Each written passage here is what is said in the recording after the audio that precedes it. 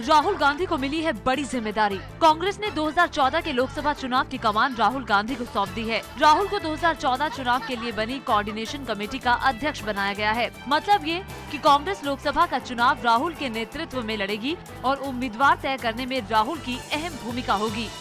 Party की ये मांग थी कि राहुल जी जो युवकों के साथ काम कर रहे हैं और जो माननीय सोनिया जी को जो सहयोग जिस तरह से दे रहे हैं, उससे बढ़कर वो सीधे सीधे नेतृत्व को अपने हाथ में लें और संभालें। ये संकेत हैं, बड़े स्पष्ट संकेत हैं कि आगे की लड़ाई के लिए हमारा कमांडर कौन है, कौन हमको आगे लेकर जाएगा, कौन हमारा सिपह सलार है और किस तरह से हम किसके पदचिन्हों पर चलकर और पीछे चलकर हम वहां पहुंचेंगे जो हमारी मंजिल है। राहुल को 2014 के चुनाव की जिम्मेदारी दिए जाने को लेकर बीजेपी ने कांग्रेस पर निशाना साधा है। भारतीय मूल की सविता हरपनवार की मौत पर आयरलैंड में विरोध प्रदर्शन शुरू हो गया है। सविता की मौत के विरोध में सैकड़ों लोग आयरलैंड के संसद के सामने जमा हुए और देश में लागू गर्भपात कानून का विरोध किया।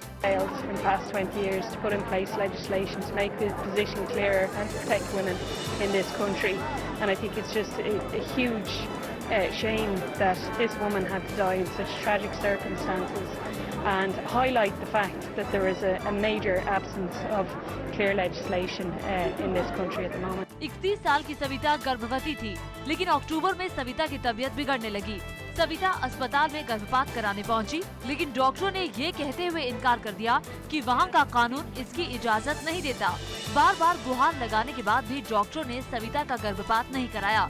बच्चे की गर्भ में मौत हो गई और सविता के शरीर में जहर फैलने से उसकी मौत हो गई। आयरिश गवर्नमेंट ने इस पर 2 इंक्वायरियां जो हैं पहले से करने का निर्णय लिया है। हमने भी ये निर्णय लिया है कि आज हम आयरिश गवर्नमेंट को अपनी ओर से भी निवेदन करेंगे और हम अपनी तरफ से भी उनसे प्रयास करेंगे कि हमको इसके जो तथ्य हैं वो प्राप्त हो सके।